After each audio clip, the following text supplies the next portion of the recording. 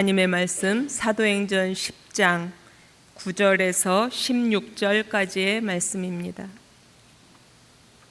저와 한 절씩 교독하시겠습니다. 이튿날 그들이 길을 가다가 그 성에 가까이 갔을 그때에 베드로가 기도하려고 지붕에 올라가니 그 시각은 제6시더라.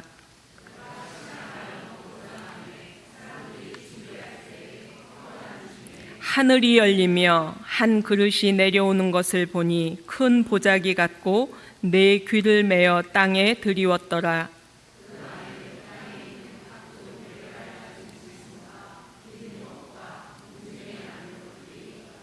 또 소리가 있으되 베드로야 일어나 잡아 먹어라 하거늘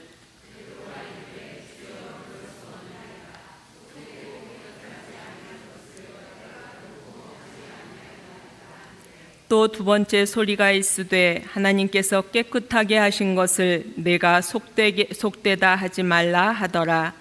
이런 일이 3번 있은 후 그 그릇이 곧 하늘로 올려져 가니라. 아멘.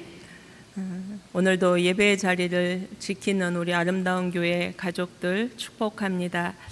지난 주중에 큰 비로 인해서 안타까운 또 슬픈 소식들을 들었습니다. 많이 기도하셨을 것입니다.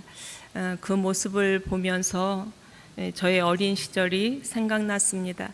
제가 한 12살쯤 되었을 때 저희 집이 이렇게 복개천, 그 개천을 막아서 무허가 그 판잣집들이 쭉 늘어선 곳 바로 위에 살고 있었습니다. 그 해도 너무나 비가 많이 왔고 그 밑에 복개천에 있던 그 집들이 물에 잠겼습니다. 그래서 저는 홍수로 이렇게 물에 잠긴 그 모습을 어린 시절에 충격으로 보았던 기억이 있습니다. 그때 아버지 어머니께서 우리 교회 성도들을 다 부르셨습니다. 그리고 저희 마당에 솥을 거셨습니다. 그리고 밥과 국과 여러 반찬들을 몇 날 며칠을 만드셨습니다. 그리고 어려움을 당한 그분들을 다 초대해서 음식을 제공했습니다. 그때 우리 성도들이 다 궁핍한 삶을 살았습니다. 그럼에도 옷가지며 이불 등이며 그 어려움 당한 분들을 나누어 주셨습니다. 저는 어린 마음에도 그 모습을 보면서 예수 믿는 사람들은 이렇게 살아야 하는구나, 예수 그리스도의 사랑은 이렇게 전해져야 하는구나 하는 그 현장을 보았습니다. 지난주에 수해로 많은 생명들이 목숨을 잃었고 꿈이 많았던 우리 젊은이들이 생명을 잃었습니다. 이 지난주를 보면서 저와 우리 성도들에게 하나님은 어떤 말씀을 주고 계시는가 생각했습니다. 주님의 사랑이 무디어지지 않게 하옵소서. 주님, 저 모습들을 그냥 반감만 하지 않게 하옵소서 기도했습니다. 왜냐하면 세상에 슬픔의 소식들이 들려올 때 하나님께서 우리에게 주시는 사명이 있다고 여겨지기 때문입니다. 우리의 작은 목소리, 작은 손짓, 작은 발걸음을 통해서 예수 그리스도의 사랑이, 주의 위로가 전해지는 여름을 지나는 저와 우리 성도들이기를 원합니다. 옆에 분들 축복하시면서 말씀해 주세요. 당신은 위로자입니다. 축복해 주세요. 당신은 위로자입니다. 당신은 위로자입니다. 제가 예전에 섬기던 권사님이 얼마 전에 전화를 주셨어요. 그러시면서 하시는 말씀이 나이가 들면서 좋은 믿음을 갖고 싶고 큰 믿음을 갖고 싶고 더 넓은 배려심을 갖고 싶고 또 그 하나님께서 기뻐하시는 그 사람으로 살고 싶다. 그런데 나를 생각해 보면 마음이 점점 더 옹졸해지는 것 같다. 더 이기적이 되는 것 같다. 나도 모르게 알게 이렇게 그 굳어지는 고집이 있는 것을 바라보게 된다. 그래서 기도해야겠다라는 말씀을 주셨습니다. 2023년 1년의 절반을 넘게 우리가 지나고 있습니다. 오늘 설교를 해야지 하고 준비하면서 더 넓은 마음, 굳어지지 않는 넉넉한 마음을 갖게 하옵소서. 거룩한 마음, 하나님의 마음을 다시금 넉넉하게 품기 원합니다. 기도하는 마음으로 이 마음을 우리 성도들과 나누기를 원합니다. 오늘 말씀은 두 장소를 알려주십니다. 가이사랴라는 장소와 욥바입니다. 가이사랴 지방은 지역적으로 지중해 해변가에 위치한 항구 도시 위쪽입니다. 2000년 전 당시 로마에서 군인들이 배를 타고 유대 땅으로 들어올 때 제일 먼저 도착한 곳이 가이사랴 항구입니다. 당시 이곳은 로마 군부대의 본부가 있었다고 합니다. 그래서 유대 나라 전역을 감독하는 중요한 장소였습니다. 로마 사람들은 이곳을 통해 그들의 권세를 발휘해서 유대 사람들을 감시하고 또 착취하는 장소로 사용하였습니다. 그래서 유대 사람들은 이곳을 절대 좋아하지 않았을 장소입니다. 그리고 그 밑에 욥바입니다. 욥바 이름의 뜻은 아름답다입니다. 그래서 가이사랴에서 35km 정도 내려가 있는 해변가 도시입니다. 이스라엘에서 가장 오래된 항구 도시이고 지금도 이곳에 가면 예술인 마을을 만날 수 있는 이름 같은 아름다운 곳입니다. 오늘 만날 말씀은 이 가이사랴와 욥바에 살고 있는 두 사람을 소개하려고 합니다. 먼저 이 아름다운 도시 욥바에 지금 베드로가 잠시 머물고 있습니다. 9절 말씀에 베드로가 기도하려고 지붕에 올라가니 그 시각은 제6시더라. 베드로는 지금 매우 조심스럽게 예수 그리스도의 복음을 예루살렘을 중심으로 펼쳐 나가고 있는 중입니다. 그 중에 지금 이 욥바 마을에 잠시 머물고 있습니다. 낮 12시쯤에 기도하러 지붕에 올라갔습니다. 우리나라의 이런 뾰족한 지붕이 아니라 통풍이 잘 되고 햇볕이 드는 그 옥상이라고 생각하시면 되죠. 그곳에 있는 기도의 장소로 지금 베드로가 올라간 것입니다. 10절 11절 말씀입니다. 그가 시장하여 먹고자 하매 사람들이 준비할 때에 황홀한 중에 하늘이 열리며 한 그릇이 내려오는 것을 보니 큰 보자기 같고 내 귀를 메어 땅에 들이웠더라. 아멘. 기도를 드린 후에 배가 고픈 것이 느껴져서 사람들에게 먹을 것을 좀 준비하라고 요청합니다.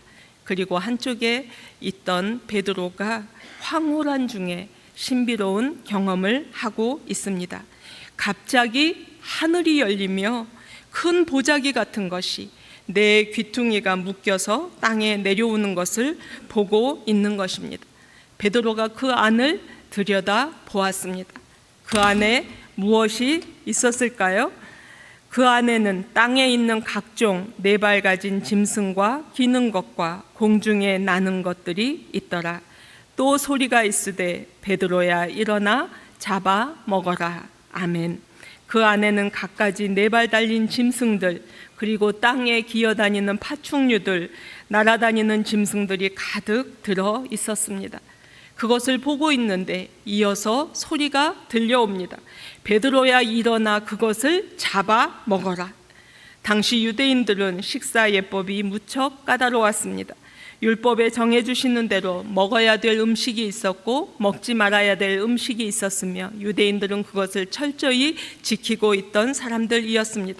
그런데 베드로가 환상 중에 지금 보고 있는 것들은 율법에 모조리 금지한 음식들, 짐승들이었습니다. 그래서 일어나 잡아먹으라 이 소리 앞에 당당하게 베드로가 그의 생각을 전하고 있습니다. 14절에서 16절 말씀 우리 함께 봉독합니다. 베드로가 이르되 주여 그럴 수 없나이다. 속되고 깨끗하지 아니한 것을 내가 결코 먹지 아니하였나이다.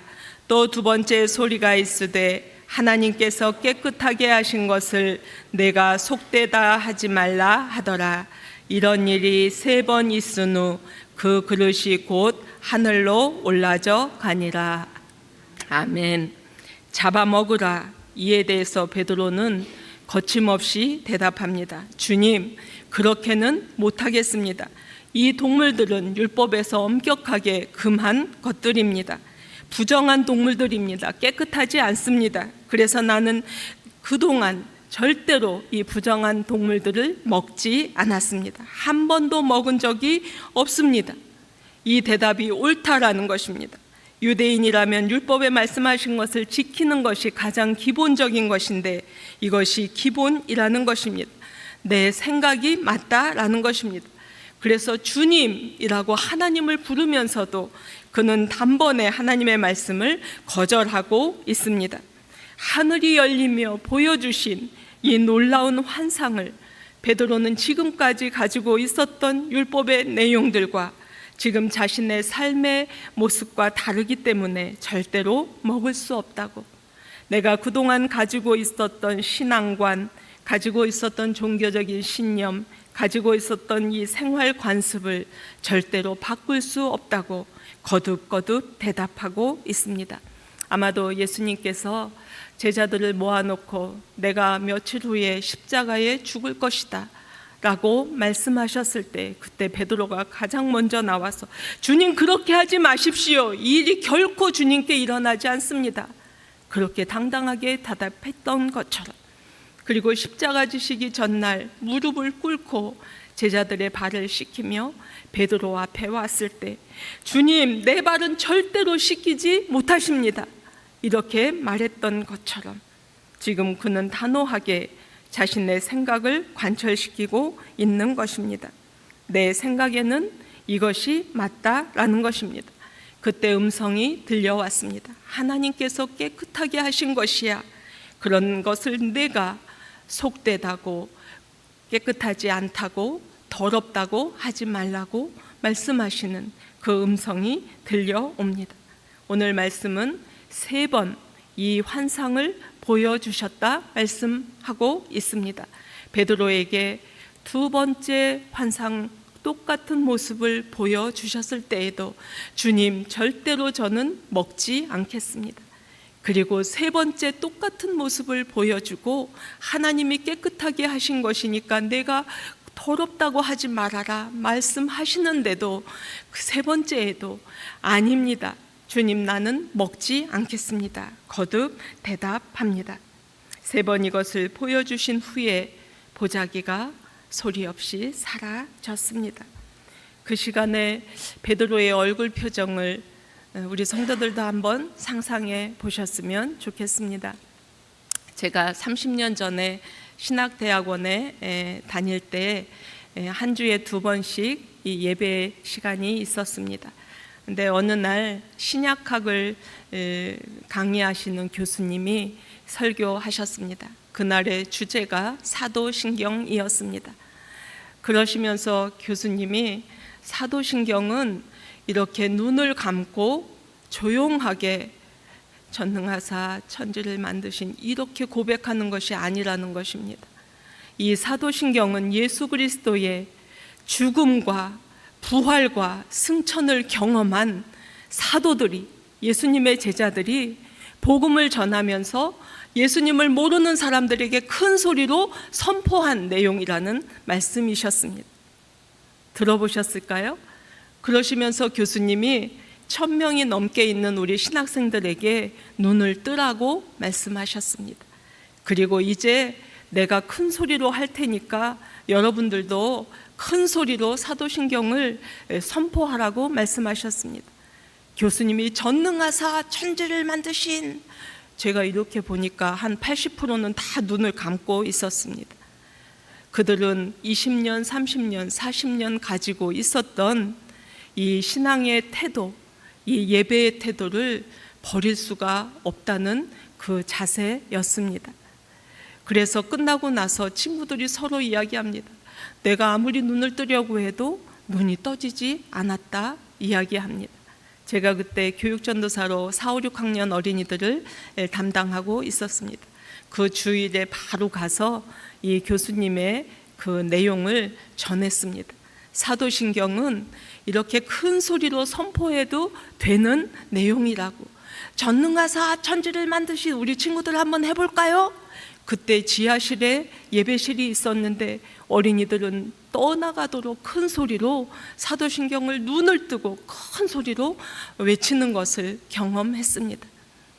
우리 어른들은 또 오래 살았다고 하는 사람들은 부모님을 통해서 자라온 환경, 또 가져온 경험들, 여러 가지 학습되었던 것들로 통해서 때로는 좋지 않은 또 굳어진 마음을 가질 수 있고, 어쩌면 베드로처럼 이것이 정답이라고, 이것은 옳지 않다고, 이것은 변할 수 없다고, 내 생각은 이것이라고 틀에 박힌 고정관념을 만들고 또 관습을 만들고 꺾이지 않는 고집을 만들어서 네 편 내 편을 가르고 신앙이 있다고 하면서도 저 사람은 부정한 사람이라고 배타하고 그런 적은 없는가?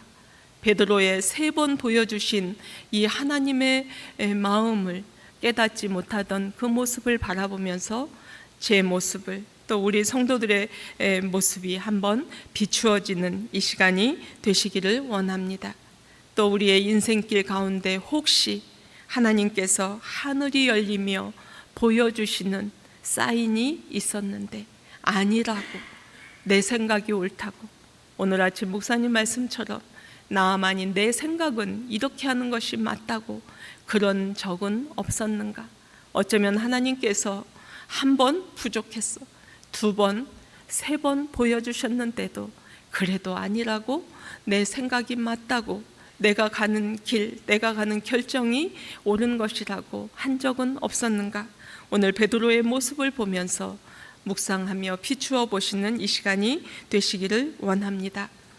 하늘이 열리며 보여주시고 들려주신 이 신비로운 체험을 한 그 시간에 똑똑 문을 두드리며 베드로라는 시몬이 여기에 머물고 계신가요? 하는 소리가 문 밖에서 들려옵니다. 그러나 베드로는 그 문 두드리는 소리를 들을 수가 없습니다. 왜냐하면 지금 보여주신 이 내용이 무엇인가 그가 지금 생각 속에 빠져 있었기 때문입니다. 왜 하나님께서 이 이상한 것을 나에게 보여주셨을까? 하나님께서 깨끗하게 하신 것이라고 내가 부정하게만 여겼던 그것을 왜 깨끗하다고 하셨을까? 깊이 생각하고 있었기 때문입니다. 그때 성령께서 베드로에게 말씀하십니다. 20절 말씀입니다. 일어나 내려가 의심하지 말고 함께 가라. 내가 그들을 보내었느니라. 아멘. 일어나라고, 내려가서 그들과 함께 그들이 원하는 곳으로 가라고, 내가 그들을 보내었다고 말씀하십니다. 베드로를 찾아온 그들은 로마인 고넬료라는 사람이 보낸 종들이었습니다. 10장 1절 말씀에 아까 우리 지도에서 본 것처럼 가이사랴에 고넬료라 하는 사람이 있으니 이달리아 부대라 하는 군대의 백부장이라. 고넬료는 로마 사람입니다. 그리고 이탈리아 부대라는 군대에서 100명의 전투 군사를 거느린 지도자였습니다. 특별히 그 당시에 이탈리아 부대는 로마에서 가장 애국하는, 가장 용맹스러운 부하들로 만들어져 있다고 합니다. 고넬료는 수도 예루살렘까지 경비하면서 치안을 담당한 사람이었습니다. 그래서 가장 중요한 장소, 지금 가이사랴에 파병된 지휘관이었습니다. 그 당시 여러 로마 군대의 권세자들이 유대 사람들을 지배하는 전략을 여러 가지로 세우고 무자비하게 집행하고 권세를 휘두르고 있었기 때문에 사람들은 고넬료를 무서워했을 것입니다. 그도 그런 지휘관이라고 생각했을 것입니다. 그런데 오늘 말씀은 이렇게 이어집니다. 2절 말씀입니다. 그가 경건하여 온 지방과 더불어 하나님을 경외하며 백성을 많이 구제하고 하나님께 항상 기도하는 사람이었더라. 고넬료는 유대인이 아니라 이방인 로마인이었습니다. 그런데 하나님을 경외하는 사람이었고 자기뿐 아니라 온 가족, 식구들, 친척들 모두 하나님께 예배하는 백성으로 삼았다는 것입니다. 고넬료는 하나님께서 가장 기뻐하시는 일, 이웃을 사랑하고 많이 구제하는 일에 애쓰는 사람이었고 무엇보다 기도하는 사람이었다고 말씀하고 있습니다. 식민지 백성을 지금 지배하면서 무력 행사를 하기 위해 가이사랴에 파병된 지도자인데, 그가 이 식민지 백성의 종교를 받아들이고 백성들을 위협하기는커녕 많이 구제하는 일에 열심이었고, 무엇보다 유대인들처럼 시간을 정해놓고 기도한다는 것, 이것은 엄청난 대단히 어려운 일이었습니다. 그런데 그는 분명 사람들이 고넬료는 이 이방인 지도자는 저럴 것이다 라고 하는 편견을 깬 사람이 분명합니다. 그는 특별한 하나님의 사람이었습니다. 어느 날 그가 시간을 정하여 오후 3시에 기도할 때에 하나님은 베드로처럼 그를 만나 주셨습니다. 그리고 환상 중에 천사의 음성을 듣게 하셨습니다. 4절 5절 말씀입니다. 하나님께서 내 기도를 들으셨다. 내가 가난한 사람을 도운 것을 보셨다. 너를 기억하셨다. 지금 사람을 욥바로 보내어 베드로를 초청하라 말씀합니다. 이 말을 들으면서 고넬료가 어떤 생각을, 어떤 말을 했을까요? 유대인들이 지금 우리가 지배는 하고 있지만 그들은 선민 사상이 확고하고 그들만이 하나님의 백성이라고, 그들만이 구원받은 자들이라는 그 정신이 투철한데, 그리고 우리 이방인들은 모두 배척하고 있는데 그 유대 사람을, 그 베드로를 우리 집으로 초청하라고요? 하지 않았을까? 그런데 하늘이 열리며 보여주시고 들려주신 그 이유를 고넬료는 즉각 알아차립니다. 7절 8절 말씀입니다. 마침 말하던 천사가 떠나매 고넬료가 집안 하인 둘과 부하 가운데 경건한 사람 하나를 불러 이 일을 다 이루고 욥바로 보내니라. 아멘. 말씀을 들은 고넬료의 반응은 망설임이 없습니다. 그는 즉각 천사가 떠나자마자 하인과 부하를 불러 지금 나에게 보여주신 이 환상의 모습을 다 이야기해 준 뒤에 빨리 가서 욥바에 가서 베드로를 모셔오라고 요청합니다. 그래서 지금 베드로를 찾아서 그 부하들이 욥바로 찾아온 것입니다.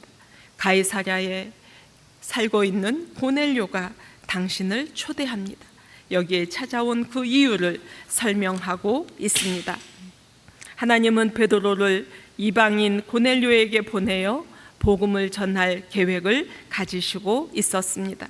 하나님은 유대인을 대표해서 베드로를 선택하셨고 이방인을 대표해서 고넬료를 택하셨습니다. 그리고 이 두 사람에게 하늘이 열리는 환상의 모습을 보여주셨습니다. 그리고 이 두 사람이 만나도록 함으로 이방인과 유대인이 지금 만나게 되는 장면을 맞게 됩니다. 10장 말씀을 쭉 만나보면 그들은 드디어 만났습니다. 그들이 만났을 때 서로에 대한 예의를 다 하고 있습니다. 고넬료는 그의 신분을 벗어버리고 베드로를 마치 왕을 대접하듯이 극진하게 예우하며 맞이합니다. 베드로는 그러한 고넬료를 일으켜 세우고 그들을 대하며 온 가족들 앞에 서서 드디어 이렇게 고백하고 있습니다. 34절 35절 말씀 우리 함께 같이 봉독합니다.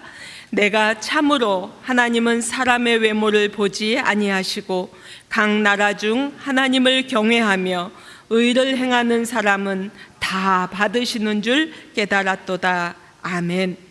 나는 하나님을 섬기기를 원하는 사람은 유대인이든 이방인이든 어느 나라 누구든 어느 나라 사람이든 하나님께서 받아주신다는 것을 나는 깨달았습니다. 나는 지금 그것을 깨달았습니다. 베드로는 이 보자기의 환상이 지금 이 사람들을 보면서 이루어지는 현장을 목격하게 된 것입니다. 베드로는 고넬료 집에 모여있던 모든 사람들 앞에서 이제 말씀을 전할 준비를 마쳤습니다. 그는 당당하게 서서 예수 그리스도가 이 땅에 오신 목적과 주님의 십자가의 죽음과 주님의 부활과 승천을 선포했습니다. 그리고 함께한 많은 사람들에게 한 사람 한 사람 세례를 베푸는 장면이 10장 말씀에 들어 있습니다. 이 놀라운 사건은 선민인 유대 사람들만 가져야 한다는 예수 그리스도의 복음, 이 기독교가 이제부터는 유대 땅을 넘어서 유대 안에 갇혀져 있는 것 아니라 전 세계로 향하는 하나님의 놀라운 계획이 이루어진 사건이 되었습니다. 하나님은 유대인만 하나님이 사랑하시고 유대인만 선민이며 유대인만 구원받은 자입니다 라고 평생 가지고 가야 할, 이 베드로가 가지고 가야 할 그 생각을, 그 입장을 하늘이 열리는 환상을 통해서 깨뜨려 주셨습니다. 예수 그리스도의 복음이 날개를 달고 세계로 퍼져나가는 역사를 위해서 하나님은 베드로를 사용하셨습니다. 이 놀라운 사건을 가이사랴의 오순절, 가이사랴의 성령 강림절이라 이름하며 오늘 우리에게도 이 말씀이 들려지고 있습니다. 가이사랴 오순절은 하늘이 열리며 보여주신, 들려주신 하나님의 계획 속에 이루어진 놀라운 사건이었습니다.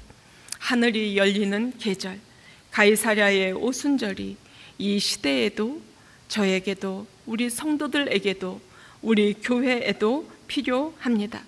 이제 우리 성도들, 세상 사람들이 성도들에 대하여 그릇 가지고 있었던 이런 편견들에 대하여 진정한 그리스도의 모습은 이것입니다 라고 보여주어야 할 시대입니다. 지금은 세상의 눈에 여러 가지로 거듭 그릇 비춰져 있었던 우리 교회들에 대한 생각이 예수 그리스도를 주인으로 모신 교회는 이런 교회입니다 라는 것을 보여주어야 할 시대입니다. 사람들의 굳어진 마음을 바꾸게 하고 변화시키고 부드럽게 하고 하나님의 마음을 품게 만드는 것은 사람의 말이나 사람의 충고가 아니라 하늘이 열리며 보여주시는, 들려주시는 성령의 능력의 사건이 있어야 합니다. 이 시대를 사는 우리를 향하신 하나님의 계획, 하나님께서 우리에게 주시는 사명이 분명히 있음을 날마다 깨닫습니다. 하나님께서 베드로를 향하여 그 계획을 품으신 것처럼 우리 한 사람 한 사람에게 계획이 있으신데, 하나님 우리가 변화되어야 할 것이 있다면 하나님께서는 분명히 하늘이 열리며 보여주시는, 들려주시는 놀라운 영적인 경험들을 우리에게 보여주실 것이라 믿습니다. 여전히 무덥고 무서운 소식들이 계속 들려오지만 이 여름을 지나며 하늘이 열리는 계절을 우리도 계속 만나게 하옵소서. 기도하시는 저와 우리 성도들이 되시기를 축복합니다. 그래서 하늘이 열리는 경험을, 소리 없는 하나님의 성령의 역사를 우리가 생활 속에서 경험하면서 준비된 우리들을 통하여 슬픔을 만난 사람들이 하늘의 위로를 만나게 되고 예수 그리스도의 복음이 진정하게 전해지게 되고 악한 생각들이 우리를 통하여 바뀌어지게 되고 하나님의 생명들이 지켜지는 일에 저희가 사용되어지는 거룩한 계절을 지나는 저와 우리 성도들의 여름이 되시기를 축복합니다. 기도하시겠습니다. 거룩하신 하나님 아버지, 하늘이 열리며 말씀이 들려지고 보여지는 은혜의 계절을 저희 인생에도 주옵소서. 돌처럼 굳어진 마음 주께서 기경하여 주셔서 하나님의 그릇으로, 하나님의 도구로 준비시켜 주옵소서.